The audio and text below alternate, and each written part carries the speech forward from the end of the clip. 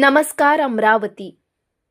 अमरावती जिल्ह्यातील अचलपूर येथे घडलेल्या लैंगिक अत्याचार प्रकरणातील मुख्य आरोपीवर कठोर कारवाई करण्यात यावी या मागणीसाठी महिला शक्ती संघटना आता आक्रमक झाल्या आहेत.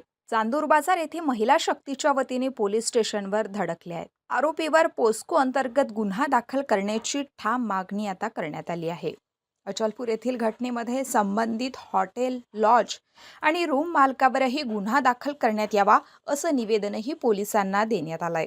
महिलांनी शहरातील कायदा व सुव्यवस्था मजबूत करण्यासाठी महत्त्वाच्या ठिकाणी सीसीटीव्ही कॅमेरे बसवावेत, तसेच शाळा आणि महाविद्यालय परिसरामध्ये सुद्धा सुरक्षा दल तैनात करण्यात यावेत अशी मागणीही यावेळी महिलांच्या वतीनं करण्यात आली आहे. मी मनीष नांगलिया, नगराध्यक्ष चांदूर बाजार नगरीचे.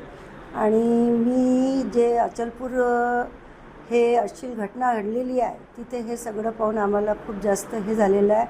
त्यानंतर आम्ही आमच्या पहिल्याच मीटिंगमध्ये हा ठराव पास केला की सर्वीकडे आम्ही 76 कॅमेरे लावणार आहोत आणि ते जिथे कोणतीही अशी अश्लील घटना बोलो या कुठं भानगड बोलो तर हा डायरेक्ट आपल्या पोलीस स्टेशनमध्ये सायनर वाजणार आहे आणि जाधव सरांना माहीत होणार आहे.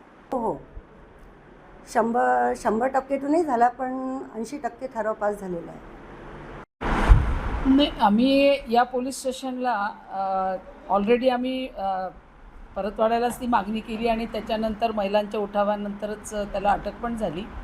आत्ता आम्ही चांदूर बाजारला एवढ्यासाठी आलो की या घटना आता वारंवार घडू नये यासाठी आम्ही आमच्या शहरामध्ये काय पूर्वसूचना देऊन प्रभागांकडनं, प्रशासनाकडनं, नगर परिषद असेल, डेपो मॅनेजर असतील, पोलीस डिपार्टमेंट असेल, ह्या सगळ्यांनी शहरामध्ये CCTV कॅमेरे लागले आहेत का, किंवा इथे स्ट्रीट लाईट आहे का, या काही छोट्या छोट्या ज्या गोष्टी आहेत, जे क्लासेस आहेत, ज्या ठिकाणी मुली जातात त्या ठिकाणी आपले गस्त आहेत का, ह्या सगळ्या गोष्टींची आज शहानिशा आम्ही या ठिकाणी केली.